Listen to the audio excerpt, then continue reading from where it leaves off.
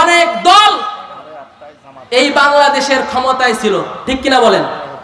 এই বাংলাদেশের ক্ষমতায় আমরা বাবাকে দেখেছি, এই বাংলাদেশের ক্ষমতায় আমরা মেয়েকে দেখেছি, এই বাংলাদেশের ক্ষমতায় আমরা স্ত্রীকে দেখেছি, এই বাংলাদেশের ক্ষমতায় আমরা স্বামীকে দেখেছি।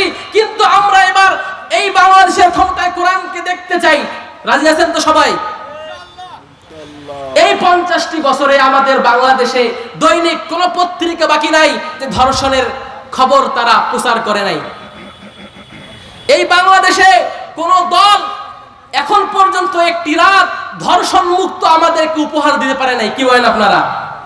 আমি কোরআন হাতে নিয়ে শপথ করে বলতেছি, যদি আমরা কোরআনের এই আইন আমাদের দেশে পার্লামেন্টে বাস্তবায়ন করতে পারি, 50 বছর নয় 50 মিনিটেই বাংলাদেশ থেকে ধর্ষণ বন্ধ হয়ে যাবে, ধর্ষণ বন্ধ হয়ে যাবে। ঠিক কিনা বলেন?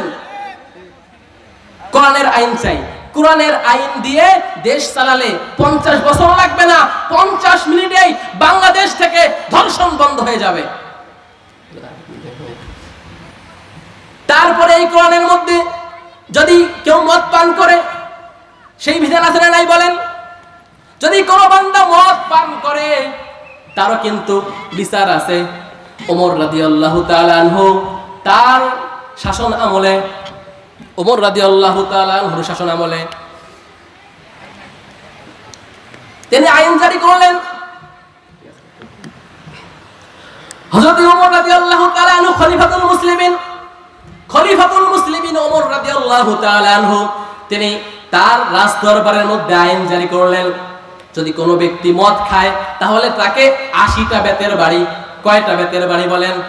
80টা বেতের বাড়ি আঘাত করে তাকে, সে যদি 80টা বেতের বাড়ি খায় তারপর যদি সে মারা যায় তার কবরের মধ্যে বাড়ি দিতে হবে।